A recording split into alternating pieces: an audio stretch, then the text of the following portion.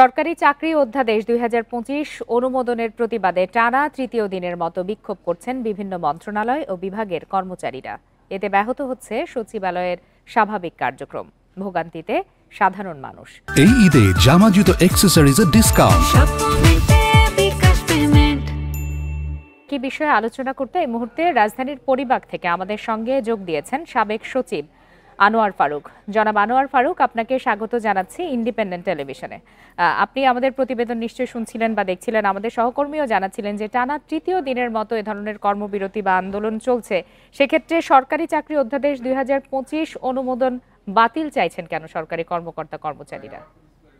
ধন্যবাদ আপনাকে। আসলে এটা কখনোই কাম্য নয় যে সচিবালয়ে এভাবে আন্দোলন হবে। একটা সরকারি অফিসে একটা ডিসিপ্লিন থাকা উচিত।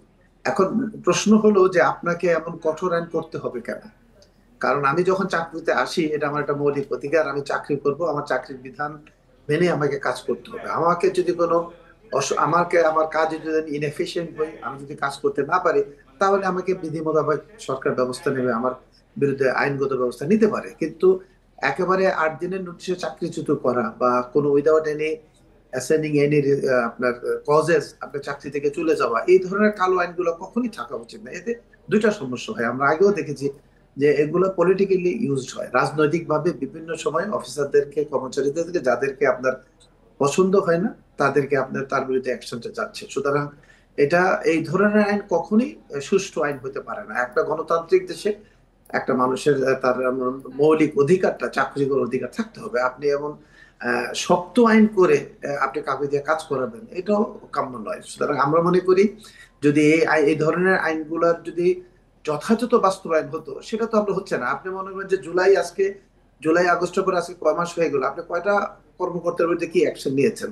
কয়জনের বিরুদ্ধে কি প্রসেস করেছেন? কয়জনের বিরুদ্ধে আপনি ব্যবস্থা নিতে পারছেন? আপনি নিতে পারেন। কিন্তু এগুলো বিষয় তো আলোচনার সুযোগ ছিল।